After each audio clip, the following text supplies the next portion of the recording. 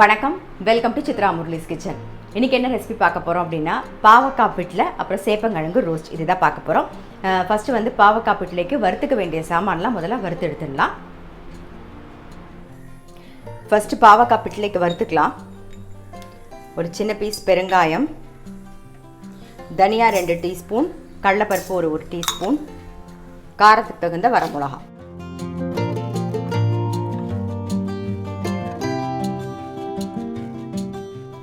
தேங்காய் ஒரு குட்டி கப்பில் 1 கப் சேர்த்துக்கலாம்.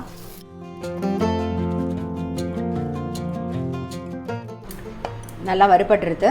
ஸோ இதை எடுத்து இந்த பக்கம் வச்சுருவோம். ஆறட்டும். குள்ளே கற்சட்டியில் எண்ணெய் விட்டுருக்கேன், அது காயட்டும்.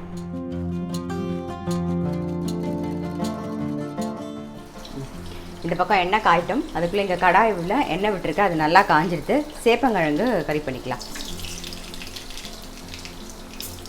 உளுத்தம்பருப்பு, கொஞ்சம் கருவேப்பிலை, பெருங்காயப்பொடி, மஞ்சப்பொடி,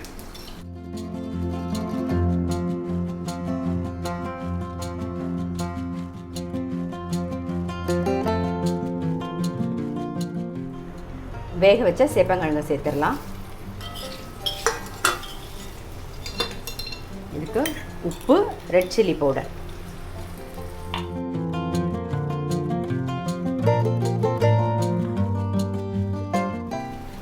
இந்த பக்கம் சேப்பங்கிழங்கு ரோஸ்ட் ஆகிட்டு இருக்கு, அது ஆகட்டும். இந்த பக்கம் கற்சட்டியில் எண்ணெய் விட்டுட்டோம், அது நல்லா காஞ்சிடுது. கடுகு, கருவேப்பிலை, கொஞ்சம் பெருங்காயப்பொடி, கட் பண்ணி வச்சுருக்க பாவக்காயை சேர்த்துக்கிறேன். இது கூட கொஞ்சம் மஞ்சப்பொடி. எண்ணெயில் லைட்டாக வதங்கட்டும்.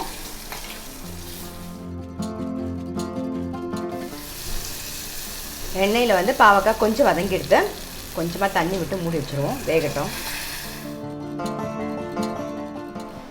பாவக்காய் பிட்லைக்கு வறுத்து வச்சுருந்தோம் இல்லையா, ஸோ அதை நல்லா அரைச்சி எடுத்துன்னு வந்தாச்சு. இந்த பக்கம் வந்து சேப்பங்கிழங்கும் நல்லா ரோஸ்ட்டாக எடுத்து நான் வந்து ஆஃப் பண்ணிடுறேன். பாருங்கள், நல்லா தனித்தனியாக இருக்கும். அவ்வளோதான். ஸோ இதையும் ஆஃப் பண்ணிடுறேன்.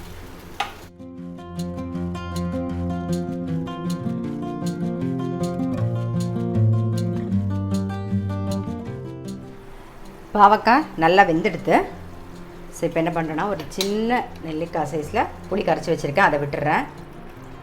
அதுக்கப்புறம் அரைச்ச விழுதையும் சேர்த்துறேன்.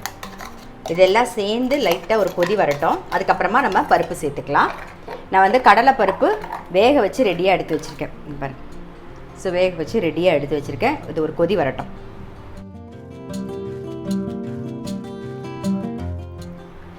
புளி தண்ணி விட்டு நல்லா கொதிச்செடுத்து இப்போ வந்து வெல்லம் வந்து சேர்த்துக்கலாம். இது புளியோட எரிப்பு எடுக்கிறதுக்காக. அதுக்கப்புறம் வேக வச்ச கடலைப்பருப்பு, உப்பு இன்னும் சேர்க்கல, உப்பையும் சேர்த்துருவோம்.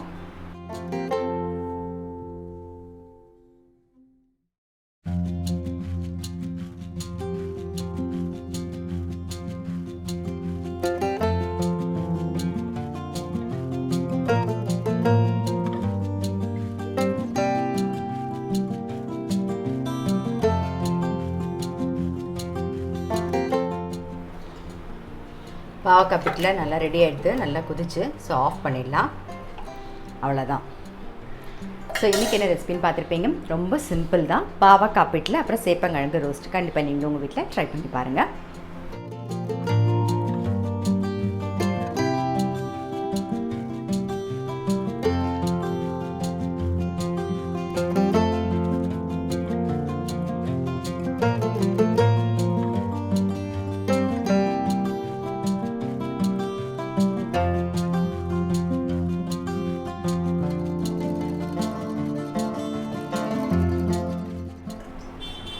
இப்போ என்ன பார்க்க போகிறோன்னா, அதாவது தோசை மாவு மிச்சம் இருந்தது. ஸோ அது அப்புறம் அரிசி மாவு, மைதா மாவு அதெல்லாம் யூஸ் பண்ணி பஜ்ஜி மிளகா, பச்சை மிளகா, இஞ்சி, கருவேப்பிலை, கொத்தமல்லி, தேங்காய் எல்லாம் போட்டு போண்டா மாதிரி ஒன்று பண்ண போகிறோம். டக்குன்னு நம்ம வந்து ஸ்நாக்ஸ் சாப்பிடணும் ஆசையாக இருந்ததுன்னா டக்குன்னு பண்ணிடலாம். ஸோ அதான் பண்ண போகிறோம். நான் அதுக்கு அளவு எடுத்து வச்சுருக்கேன், சொல்கிறேன்.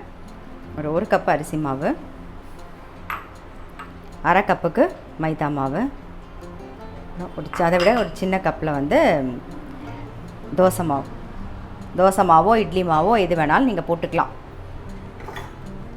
இதில் வந்து கொத்தமல்லி, கருவேப்பிலை, இஞ்சி, பஜ்ஜி மிளகா, கொஞ்சம் பச்சை மிளகா வச்சுருக்கேன், அதையும் சேர்த்துட்றேன். தேவையான உப்பை சேர்த்துருவோம்.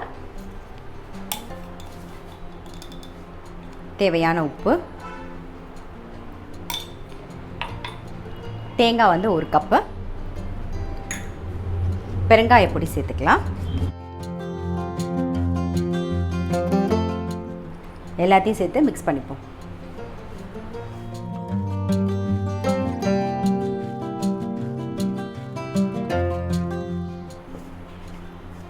கொஞ்சம் தண்ணி விட்டு பிசைஞ்சிக்கலாம்.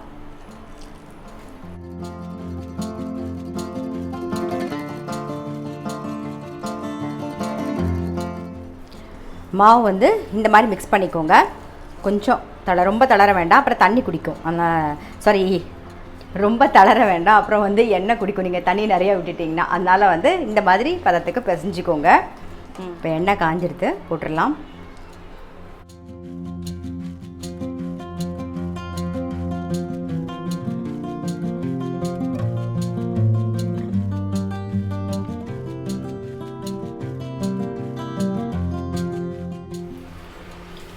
இதில் நான் வந்து தேங்காய் சேர்த்துருக்கேன். தேங்காய் ஆப்ஷனல் தான். அதே மாதிரி பஜ்ஜி மிளகா இருந்ததுன்னா நீங்கள் சேர்த்துக்கோங்க. அப்படி இல்லைன்னா வந்து பச்சை மிளகா சேர்த்துக்கலாம். பட் பஜ்ஜி மிளகாவும் சேர்த்து பண்ணும்போது அது ஒரு டேஸ்ட், அவ்வளோதான். இருந்ததுன்னா சேர்த்துக்கோங்க.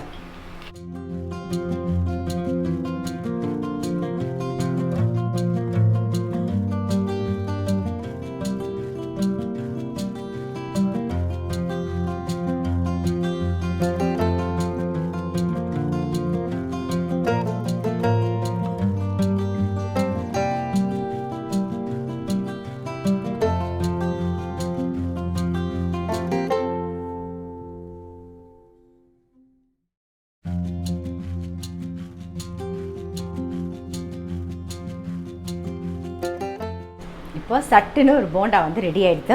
இது வந்து தொட்டுக்கிறதுக்குலாம் எதுவுமே தேவையில்லை, ஏன்னா அதிலே பச்சை மிளகா காரம் இருக்குது. அதே மாதிரி அந்த தோசை மாவில் இருக்கிற புளிப்பு, ஸோ உப்பு புளிப்பு காரத்தோட நல்ல டேஸ்ட்டாக இருக்கும்.